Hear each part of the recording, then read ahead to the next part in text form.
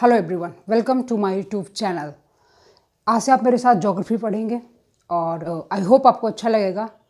अच्छा लगे तो प्लीज़ सपोर्ट मी। देखिए, आज ये सिर्फ मेरी एक कक्षा जो है वो परिचयात्मक कक्षा है। मैं सिर्फ आपको एक परिचय दूंगी कि हम लोग ज्योग्राफी में आगामी कक्षाओं में क्या क्या पढ़ने वाले हैं। देखिए, कोई भी विषय हो, चाहे वो भूगोल हो, राजनीति शास्त्र हो या इतिहास हो, किसी भी विषय को पढ़ने से पहले आपको उसके बारे में दो महत्वपूर्ण चीज़ें जरूर जानकारी आपको उसकी होनी चाहिए।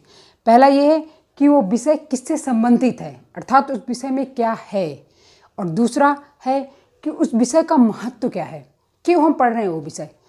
देखिए, आइए हम लोग क्योंकि मुझे लगता है कि आप अगर हर सब्जेक्ट पढ़ने से पहले आप ऐसा कर लेते हैं तो क्या होता है कि आपको सब्जेक्ट को फिर पढ़ने में रुचि विकसित होती है, और जब आप उस विषय को पढ़ते हैं तो आपको आप पूरी तरीके से उसका जो नॉलेज है, ज्ञान है, उसको अर्जित कर पाते हैं। तो आइए हम लोग पहले देखते हैं कि भूगोल का आखिर अर्थ क्या है।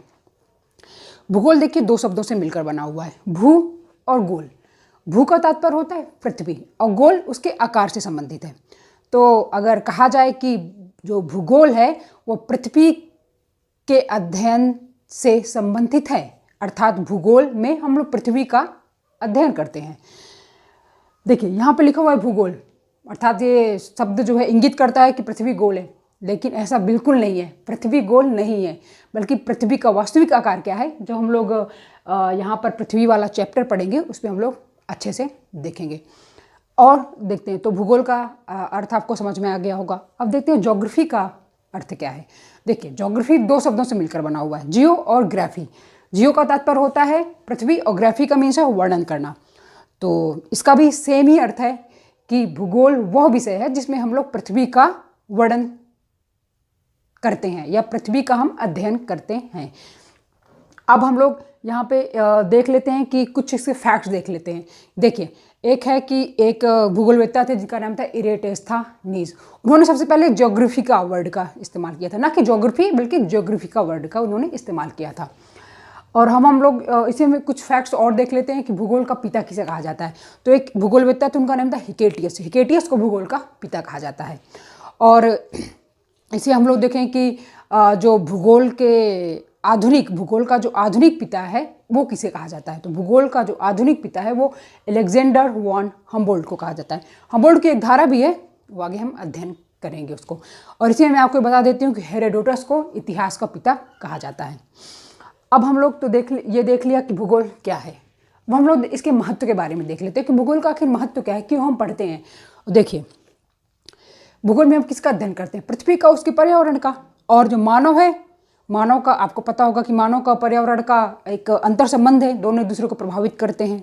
तो देखिए, अगर हमें अपनी पृथ्वी और अपने पर्यावरण का अच्छे से ज्ञान होगा, उसकी संपूर्ण जानकारी होगी, तो ऑब्वियसली ये सही बात है कि हम लोग एक अच्छा जीवन व्यतीत करेंगे, हम लोग बड़ा तारतम्यता रहेगा पर्यावरण के साथ हमारा।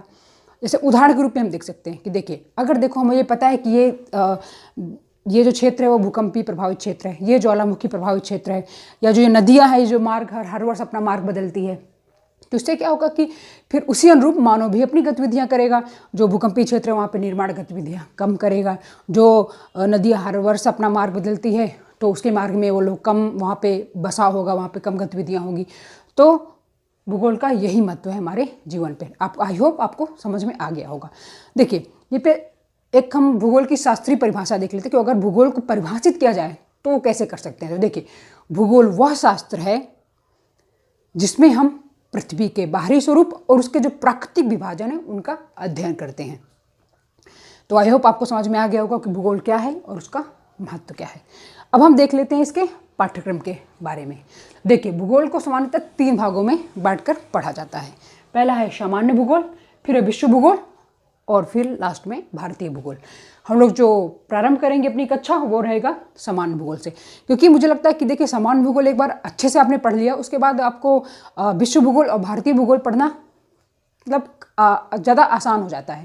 क्योंकि सामान्य भूगोल के अंतर्गत हम पढ़ते गए हैं कि बेसिकली हम लोग पृथ्वी के बारे में अध्ययन करते हैं, पृथ्वी और ब्रह्मांड के बारे में अध्ययन करते हैं। तो देखिए, देख लेते हैं कि सामान्य भूगोल के अंतर्गत हम लोग कौन कौन से टॉपिक पढ़ने वाले हैं। तो पहला टॉपिक है जो है ब्रह्मांड। ब्रह्मांड अपने में बड़ा रुचिकर विषय है। सब लोगों को उत्सुकता रहती है कि ब्रह्मांड के बारे में जानने की। तो हम लोग सबसे पहला टॉपिक जो है वो उठाएंगे ब्रह्मांड के बारे में। ब्रह्मांड की हम उत्पत्ति के बारे में पढ़ेंगे, उसके सिद्धांतों के बारे में पढ़ेंगे। देखिए, ब्रह्मांड की उत्पत्ति के जो कई प्रकार के कई सिद्धांत दिए गए हैं उत्पत्ति के संबंध में ब्रह्मांड की, लेकिन जो सबसे महत्वपूर्ण सिद्धांत है वो है बिग बैंग थ्योरी, जिसे आप कहते हैं, हिंदी में कहते हैं महाविस्फोटक सिद्धांत, जिसको दिया था जॉर्ज लेमेंतेयर ने, लेकिन उसको अच्छे से व्याख्यात किया रॉबर्ट वेगनर ने। तो हम लोग उसके बारे में देखेंगे। फिर हम लोग देखेंगे तारों के बारे में। देखिए, तारों का भी अपना एक विकास क्रम होता है, जैसे मनुष्य का अपना एक जीवन का विकास क्रम होता है कि मनुष्य पहले शैशवावस्था में होता है, उसके बाद फिर वह बाल्यावस्था में प्रवेश करता है, फिर युवावस्था में, प्रौढ़ावस्था में, और फिर वृद्धावस्था में, फिर बाद में पता ही आपको क्या होता है। तो वैसे ही तारे का भी अपना एक विकास क्रम है। तारे जो लास्ट में जाकर के तारे ब्लैक होल में परिवर्तित हो जाते हैं, तो वो हम देखेंगे। उसी के अंतर्गत हम लोग चंद्रशेखर सीमा के बारे में अध्ययन करेंगे कि चंद्रशेखर सीमा है क्या। फिर हम लोग ग्रहों के बारे में अध्ययन करेंगे।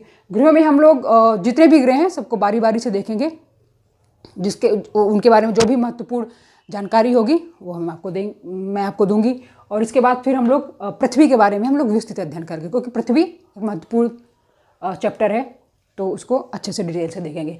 पृथ्वी के बारे में हम लोग उसकी उत्पत्ति देखेंगे, उत्पत्ति कैसे हुई, फिर उसके जो भूगर्भिक इतिहास है, कैसे कैसे मानवों का जो अपनी एक मानव का जो विकास है कैसे हुआ, सबसे पहले मानव किस रूप में, जीव किस रूप में आया, फिर उससे कैसे कैसे आगे और भी जीवों की उत्पत्ति हुई, और कैसे फिर फाइनली मानव विकसित हुआ, मानव का विकास हुआ। फिर हम लोग कुछ बेसिक टर्म्स हैं जो एक मुझे लगता है कि भूगोल जो पढ़ता है उस बच्चों को आना चाहिए, और आप लोगों में से काफ़ी लोगों को आप उनसे परिचित भी होंगे। फिर भी हम लोग इसमें कुछ टर्म्स हैं जैसे कि अक्षांश, देशांतर, मानक समय रेखा, अंतर्राष्ट्रीय तिथि रेखा, इसके बारे में अध्ययन करेंगे। देखिए, यहाँ पे मानक समय रेखा क्या है। देखिए, आपको सबसे पता है कि मानक समय रेखा को क्या कहते हैं, ग्रीनविच रेखा भी कहते हैं, जो कि इंग्लैंड का जो राजधानी लंदन है वहाँ पे एक स्थान है ग्रीनविच, वहाँ से गुजरती है, इसलिए इस समय रेखा का नाम हम लोग ग्रीनविच समय रेखा कहते हैं। देखिए, उस जो ग्रीनविच समय रेखा है उसी को मानक समय मान करके बाकी जितने भी देश हैं सबका एक मानक समय निर्धारित किया जाता है। जैसे भारत के संदर्भ में देखें तो जो भारत का जो समय है वो मानक समय रेखा से 5.5 घंटे आगे है। अब ये कैसे है, कैसे इसकी कैलकुलेशन होती है, वो हम लोग जब इस चैप्टर को मैं पढ़ाऊंगी आपको, उस समय आपको मैं पूरी जानकारी दूंगी और आपको आ जाएगा कैलकुलेशन करना। तब आप किसी भी देश का अगर उसका आपको अक्षांश देशांश पता है, उसके बाद आप आराम से उसकी गणना कर सकते हैं। अंतर्राष्ट्रीय तिथि रेखा के बारे में आपको बताएंगे। स्थलमंडल, फिर हम लोग चैप्टर में प्रवेश करेंगे स्थलमंडल। स्थलमंडल के अंतर्गत हम लोग पृथ्वी की आंतरिक संरचना देखेंगे कि पृथ्वी के कौन कौन से विभाग हैं उसके पृथ्वी के आंतरिक संरचना में, उसके बारे में। महाद्वीपीय तथा महासागरीय नितल की उत्पत्ति, इसके बारे में हम देखेंगे कि महाद्वीपों का जो नितल है वो कैसा विकसित हुआ। महासागरीय नितल की उत्पत्ति, इसमें एक है महासागरीय का जो प्रसरण, नितल प्रसरण का सिद्धांत जिसे हैरी हेस महोदय ने दिया था, उसके बारे में हम लोग अध्ययन करेंगे। फिर हम लोग अध्ययन करेंगे चट्टानें अर्थात शैलें। शैलों के बाद हम लोग अध्ययन करेंगे, यहाँ पे एक छूट गया, प्लेट विवर्तनिकी का सिद्धांत। प्लेट विवर्तनिकी का सिद्धांत किन्होंने दिया था, तो जैसा कि आपको पता है प्लेट विवर्तनिकी का जो सिद्धांत है वो दिया था हैरी हेस महोदय ने, तो हम लोग इसके बारे में अध्ययन करेंगे। फिर हम लोग भू आकृतियाँ एवं उनका विकास देखेंगे। देखिए, भूमिगत जल, हिमनद और पवनों के द्वारा भी कई प्रकार की स्थलाकृतियाँ या भू आकृतियाँ विकसित की जाती हैं, उसके बारे में हम लोग बारी बारी से अध्ययन करेंगे। स्थलमंडल के अंतर्गत ही हम लोग कुछ जो आपदाएँ हैं जो भूगर्भिक हलचलों के द्वारा विकसित होती हैं उनके बारे में अध्ययन करेंगे। ज्वालामुखी, भूकंप और सुनामी, और इनका भौगोलिक जो अपना मानचित्र है उसमें इनका वितरण है, कहाँ कहाँ पे है, वो सब के बारे में हम लोग अध्ययन करेंगे। इसके बाद हम लोग फिर नया चैप्टर चालू करेंगे, जलमंडल। जलमंडल के अंदर बेसिकली हम लोग महासागरों का अध्ययन करेंगे। महासागर नितल का जो अपना एक उच्चावच है उसका अध्ययन करेंगे। ज्वार भाटा क्या है, कैसे उत्पन्न होता है, इसका क्या प्रभाव पड़ता है, उसका अध्ययन करेंगे। महासागरीय जल का तापमान व लवणता वितरण कैसे है महासागरों में, उसका अध्ययन करेंगे। देखिए, महासागरों के हम लोग अंदर जब जाते हैं तो उसमें जल में ना अपना एक, जल का भी अपना एक स्तर होता है कि किस स्तर से वो अंदर उसका तापमान बदलता रहता है, तो वो कैसे है, कौन सी सीमा है उसकी, उसके बारे में अध्ययन करेंगे। ऐसे ही लवणता के संबंध में भी है, तो उसका हम लोग अध्ययन करेंगे। फिर प्रवाल एवं प्रवाल भित्तियों के बारे में अध्ययन करेंगे, कैसे विकसित होती हैं ये, इनका वितरण क्या है, कई कितने प्रकार हैं इनके, उनके बारे में। धाराएं के तो 2 प्रकार हैं, आपको पता ही होगा, ठंडी और गर्म जलधारा। उन ठंडी गर्म जलधारा कैसे विकसित होती हैं, इनका प्रभाव क्या है, और इसी के अंदर हम देखें कि मानसून में इनका क्या प्रभाव है, उसके बारे में भी अध्ययन करेंगे। फिर यहाँ पर हम लोग फिर समान भूगोल के अंतर्गत लास्ट चैप्टर जो अपना पढ़ेंगे वो होगा वायुमंडल। वायुमंडल के अंतर्गत हम लोग के संगठन के बारे में पढ़ेंगे, वायुदाब एवं पवन संचार पढ़ेंगे, वायुदाब पेटियाँ पढ़ेंगे। वायुदाब पेटियाँ जब हम लोग पढ़ेंगे उसी में हम लोग उसकी जो पवनें हैं वो भी देख लेंगे, क्योंकि मेनली जो महत्वपूर्ण पवनें हैं वो उन्हीं पेटियों के मध्य ही विकसित होती हैं, और उनका जो प्रभाव क्या है पवनों के, उसके बारे में अध्ययन करेंगे। फिर पृथ्वी का ऊष्मा बजट।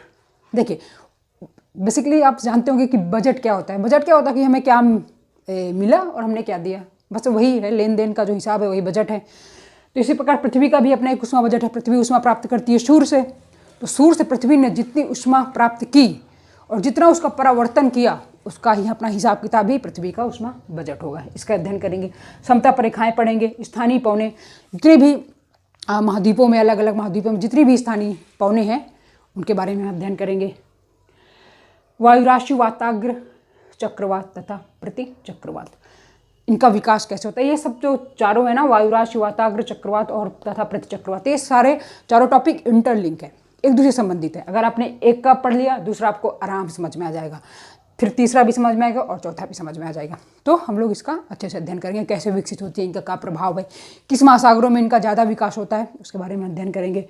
फिर हम लोग पढ़ेंगे जेट हवाएँ क्या होती हैं, बादल हैं, बादलों के कितने प्रकार होते हैं, विश्व जलवायु, और लास्ट में चैप्टर रहेगा विश्व जलवायु प्रदेश। विश्व जलवायु प्रदेश के बारे में अध्ययन करेंगे। ये थोड़ा विस्तृत रहेगा ये वाला विश्व जलवायु प्रदेश वाला चैप्टर, क्योंकि इसमें कई सारे विश्व जलवायु प्रदेश हैं अपने विश्व के मानचित्र पे, तो हम लोग एक एक करके उनका अध्ययन करेंगे। मेनली मुख्य जो टॉपिक है समान भूगोल के अंदर का, तो वो यही है।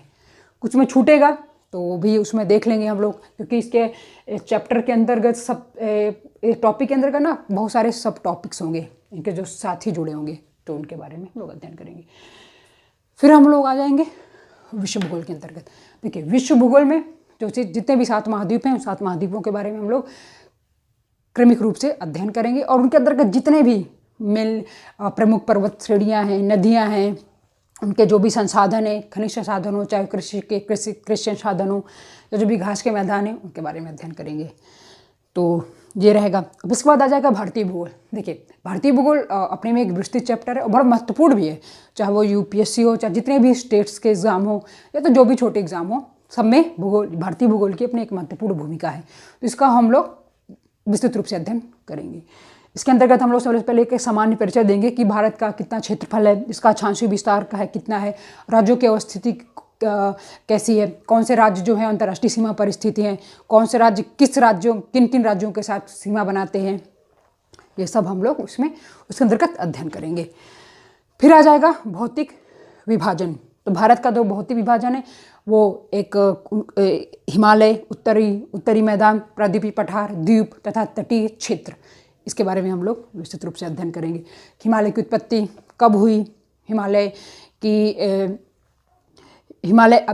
के कितने विभाग हैं, ये सब का अध्ययन करेंगे हम उस पर। उत्तरी मैदान है, प्रायद्वीपीय पठार, द्वीप, 2 द्वीप हैं मुख्यतः, जो कि एक है लक्षद्वीप और एक है अंडमान निकोबार द्वीप समूह, उसका हम लोग अध्ययन करेंगे। तटीय क्षेत्र का जो दक्षिण भारत का जो क्षेत्र है, प्रायद्वीपीय पठार और जो अपना जो अरब सागर है उसके मध्य जो भाग है उसको तटीय क्षेत्र बोलते हैं, तटीय क्षेत्रों का अध्ययन करेंगे। अपवाह तंत्र के अंतर्गत हम लोग उत्तर भारत की नदियाँ, दक्षिण भारत की नदियाँ, चाहे उत्तर पूर्व की नदियाँ हों, सबका क्रमिक रूप से अध्ययन करेंगे। इसके बाद हम लोग जो छोटे छोटे टॉपिक्स होंगे कुछ लेकिन महत्वपूर्ण है, मृदा है, कौन सी मृदा भारत के किस क्षेत्र में पाई जाती है, कौन सी मृदा में कौन कौन से खनिज होते हैं, इसका अध्ययन करेंगे हम।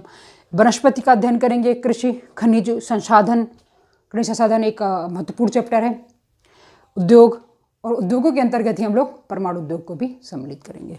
इसके बाद एक टॉपिक और यहाँ पे छूट गया है, वो बंदरगाह से संबंधित है, बंदरगाह। तो हम लोग बंदरगाहों का भी हम लोग अध्ययन करेंगे। और फिर प्राकृतिक आपदाएं एवं वितरण। प्राकृतिक आपदाएं के अंतर्गत भूकंप है, सुनामी है, ज्वालामुखी है, भूस्खलन है, तो उन सब के क्षेत्रों का हम लोग अध्ययन करेंगे। देखिए, भारत में भूकंपीय क्षेत्रों को कई वर्गों में बांटा गया है, उसको देखेंगे। और ज्वालामुखी जैसे आपको पता है कि सिर्फ अंडमान निकोबार द्वीप समूह में ही है एक क्षेत्र, तो उसके बारे में हम लोग देखेंगे। और फिर कुछ इसमें अन्य टॉपिक हैं, अगर कोई छूटा होगा टॉपिक उसके बारे में भी हम लोग विस्तृत अध्ययन करेंगे। और हाँ, एक टॉपिक को इसमें छूट गया है, पैंथालासा, कि उसका पैंथालासा कैसा पहले कैसा पूरा जो विश्व था कैसे जुड़ा हुआ था, उसके बारे में है। तो उसके बारे में हम लोग अध्ययन करेंगे कि पैंथालासा है क्या। और देख लें, बेसिकली ये टॉपिक्स हैं, कुछ में छूटे भी होंगे, हम लोग देख लेंगे जब पढ़ाई के दौरान कुछ टॉपिक्स उसमें सम्मिलित करेंगे। और भी आप भी बताइएगा अगर कुछ छूटे हों तो देख लेंगे। और देखिए, मैं आपको बता देना चाहती हूँ कि मेरा जो पढ़ाने का तरीका रहेगा वो रहेगा मेनली कि चैप्टर के विषय में आपको एक अच्छी समझ आपके विकसित करना, ताकि आपको जो समझ विकसित हो जाती है तो आपको फैक्ट्स क्या याद करना ज़्यादा आसान हो जाता है। और जैसा आपको पता है कि आजकल जो एग्ज़ाम है उसका भी नेचर बदल रहा है, वो फैक्ट से अब काम नहीं चलता। अब आपको सब्जेक्ट के विषय में, उस चैप्टर के विषय में अच्छे से आपको समझ होनी चाहिए, तभी आप आंसर कर सकते हैं। जैसे आजकल MCQ के ही ज़्यादा एग्ज़ाम में MCQ ही आते हैं अब वो, तो आपको उसके लिए समझ ज़रूरी है सब्जेक्ट के विषय में। और मैं आपको पूरी ये मेरी जिम्मेदारी है कि मैं आपको समझ उस सब्जेक्ट के विषय में, चैप्टर के विषय में विकसित करूँगी। रही बात फैक्ट्स की, तो फैक्ट्स तो पढ़ाया ही जाएगा हर चैप्टर के बाद। एक क्लास में फैक्ट्स को लूँगी, अगर जो भी पढ़ाई के दौरान जो भी फैक्ट्स अगर छूट भी गए तो उस जो क्लास होगी उसमें सिर्फ फैक्ट्स की क्लास होगी। जो भी महत्वपूर्ण फैक्ट्स होंगे या पिछले विगत वर्षों में जो जितने भी प्रश्न आए हुए होंगे उस चैप्टर संबंधित सारे हम लोग सम्मिलित करेंगे और हम लोग अच्छे से पढ़ाई करेंगे।